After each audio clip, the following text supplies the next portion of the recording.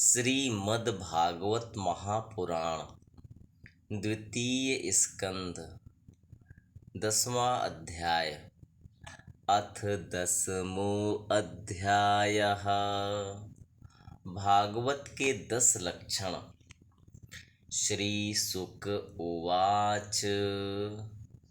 अत्र सर्गो विसर्गश्च स्थानं पोषणमूतयः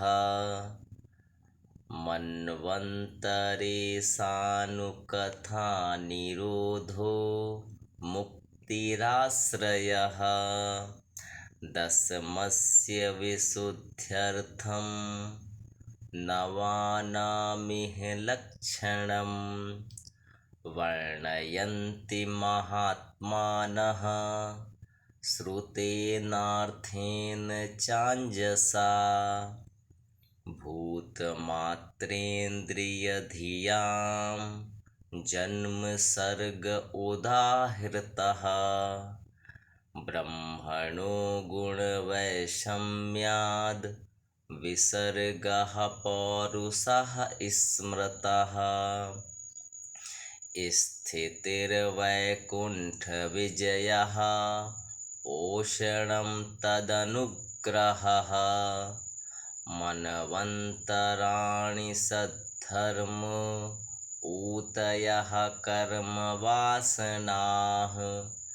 अवतारानुचरितं हरेश्चास्यानुवर्तिनाम् शतामीशकथाः प्रोक्ता नानाख्यानोपबृंहिताः निरोधोऽस्यानुशयनमात्मनः सह शक्तिभिः मुक्तिर्हित्वान्यथा रूपं स्वरूपेण व्यवस्थितिः आभासश्च निरोधश्च यतश्चाध्यवसीयते स आश्रयः परं ब्रह्म परमात्मेति शब्दते।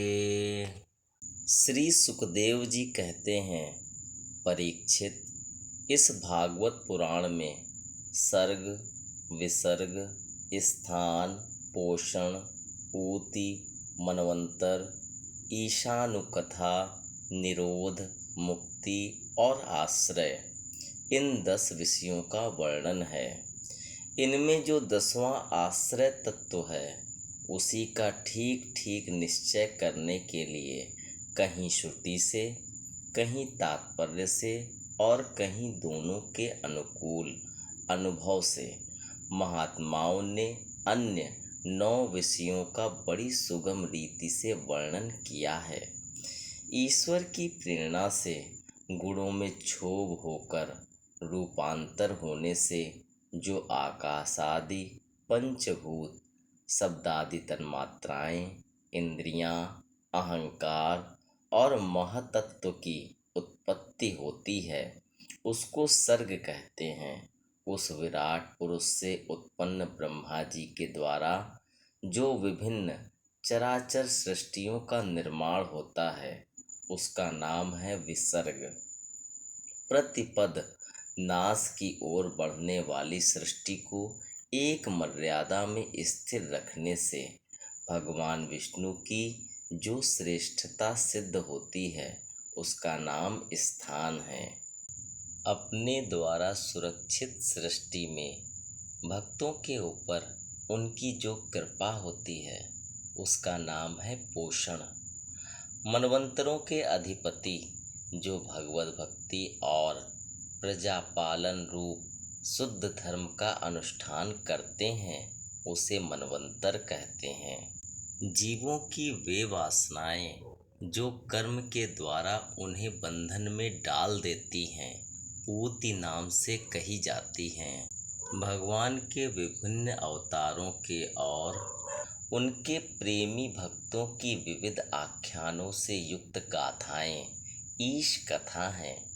जब भगवान योग निद्रा स्वीकार करके शयन करते हैं, तब इस जीव का अपनी उपाधियों के साथ उनमें लीन हो जाना निरोध है। अज्ञान कल्पित कर्तृत्व, भोक्तृत्व आदि अनात्म भाव का परित्याग करके अपने वास्तविक स्वरूप परमात्मा में स्थित होना ही मुक्ति है। परीक्षित, इस चराचर जगत की उत्पत्ति और प्रलय जिस तत्व से प्रकाशित होते हैं वह परम ब्रह्म ही आश्रय है। शास्त्रों में उसी को परमात्मा कहा गया है।